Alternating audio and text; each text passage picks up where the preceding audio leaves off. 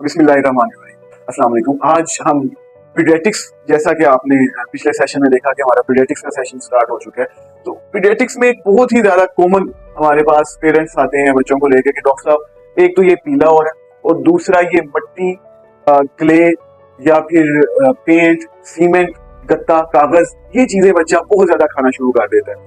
और ये अक्सर पेशेंट्स हमारे पास बच्चों को लेके और कंप्लेन लेके आते हैं। तो आज हम इस टॉपिक के बारे में डिस्कस करेंगे। By the way, this disease is called Pika, PICA, पिका। तो पिका जो है ये एक ऑब्सेशन बन जाती है बच्चों में to eat non audible things, मतलब जो चीजें नहीं खाने वाली हैं, अननेचुरल है, बच्चे वो खाना शुरू कर देते हैं। जब हम छोटे थे, अब तो खैर गाची नहीं मिलती, पहले गाची बहुत ज्यादा लोग खाते थे, लेकिन अब तो जो है वो बच्चे सीमेंट, मिट्टी, क्ले और इस तरह की चॉक्स और इस तरह की बड़ी सारी चीजें जो है उनकी एक ऑब्सेशन बन जाती है। दिल करता है, क्रेविंग होती है, पेरेंट्स से छुप के वो ये चीजें खाना शुरू कर देते हैं। पेरेंट्स को डांटते हैं लेकिन फिर भी उनकी क्रेविंग होती है। मैंने तो अक्सर पेरेंट्स को ऐसे भी देखा, वो बताते हैं कि ये कुछ कागज या कुछ ऐसी चीजें करता, ये लेके बेड के नीचे बच्चा घुस जाता है और वहां पे खाता है ताकि हमें पता न चले। सो दिस इज कॉल्ड पिका। अब पिका की कॉज क्या है? The cause of Pika is iron deficiency anaemia. Anaemia की बहुत सारी टाइप है। Anaemia is called a decrease in the hemoglobin levels in the blood.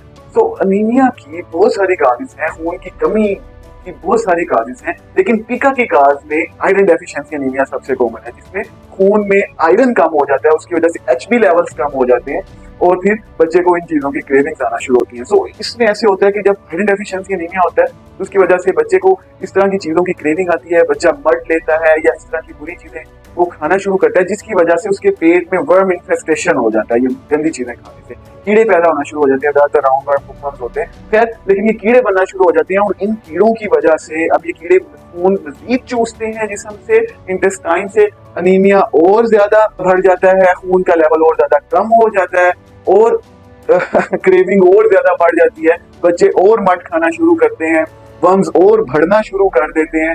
ये एक विशियस साइकिल चलता रहता है, जिसकी वजह से बहुत मना करने के बावजूद, डांटने, इवन पिटाई करने के बावजूद भी बच्चे इन चीजों से बाज नहीं आते। तो हमने करना क्या होता है? अगर आपको कुछ ऐसा प्रॉब्लम फील होता है, हमेशा डॉक्टर से डिस्कस करें। इसमें कुछ लैब्स होती हैं, हम एक नॉर्मल CBC लेवल्स करवा लेते हैं, फिर उसके बाद फेराटिन लेवल्स करवा लेते हैं और बच्चों को D1 मतलब कीड़े मारने वाली दवाइयां भी खिलानी पड़ती हैं। तो ये एक सारा प्रोसेस जो डॉक्टर को फॉलो करना पड़ता है, उसके बाद बच्चा काफी हद तक बेहतर हो जाता है। जब उसकी अनीमिया या उसका आयरन डेफिशिएंसी अनीमिया जो है जैसे जैसे वो कवर होता जाता है, बच्चा इन क्रेविंग से निकलना शुरू हो जाता है। So this is all about the Pika. Thank you very much.